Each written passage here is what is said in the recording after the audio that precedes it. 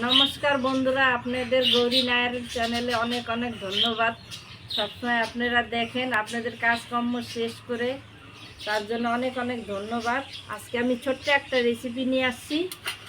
পটল বানাবো, পটল দিয়ে শুকনো শুকনো করে বানাবো। যেহেতু আজকে নিরামিষ, পেঁয়াজ রসুন চলবে না, মঙ্গলবার। দেখতে থাকুন। এই দেখুন, পটলটা আমি এইভাবে ছুলে নিয়েছি আর মাথাগুলো এইভাবে চিড়ে দিয়েছি। আমি সবগুলো পটল ঠিক এইভাবেই ছুলে নেব। সবগুলো চোচা ফেলবো না, একটু একটু চোচা সমেত রাখবো।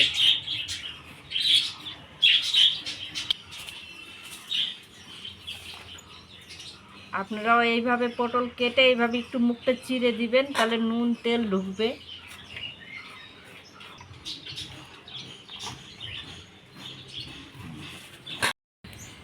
পটলে প্রথমে নুন দিয়ে দিব,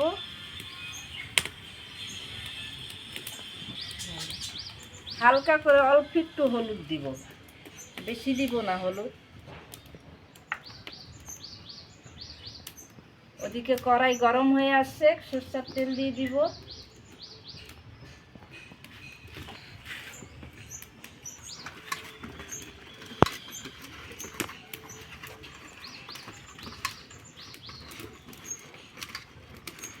তেল গরম হয়ে গেছে, পটল এবার দিয়ে দিব।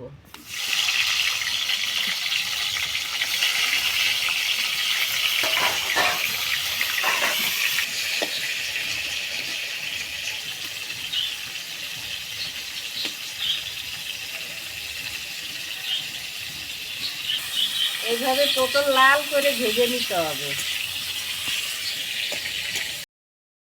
এটুকু আদা আর কাঁচা লঙ্কা বেটে নিব।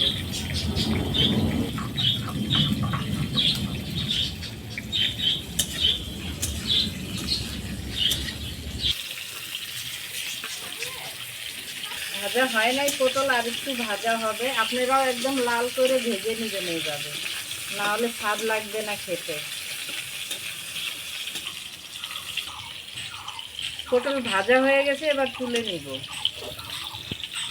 এই যে দেখুন, আপনারাও এরকম করে ভাজবেন, লাল লাল করে।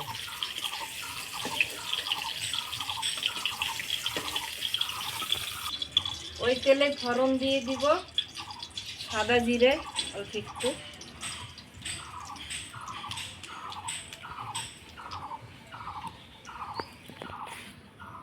অল্প একটু হলুদ গুঁড়ো দিয়ে দিব তেলে। আদা বাটা দিলে তেল ছিটবে না হলে।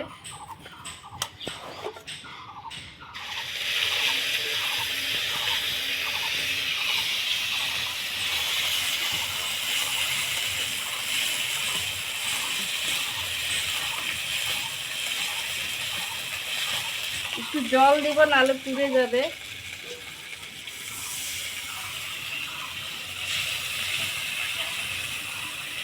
একটু হলুদ গুঁড়ো দিয়ে দিব,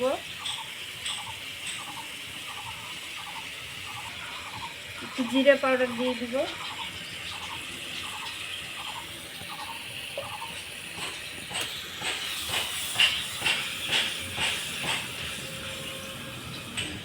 লবণ দিয়ে দিব।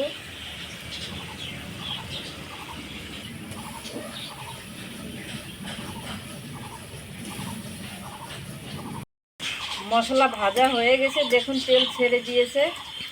কেটে রাখা টমেটো দিয়ে দিব এখন।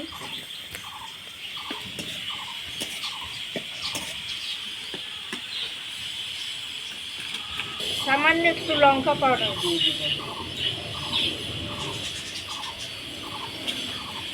আপনারা চাইলে এতে টক দই ফেটে ঢেলতে পারেন, খেতে খুব ভালো লাগে। না হলে শস্য পোস্ত বেটে ঢেলে দিতে পারেন, ওটাও স্বাদ লাগবে খেতে। সব কিছু ভাজা ভাজা হয়ে গেছে, এখন একটু জল দিয়ে দিব।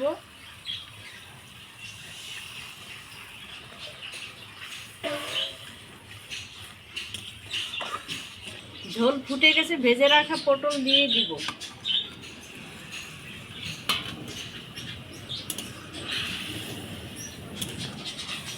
আপনারা চাইলে একটু চিনি ঢালতে পারেন। পটল রান্না হয়ে গেছে, এবার একটু গরম মশলা দিয়ে দিব।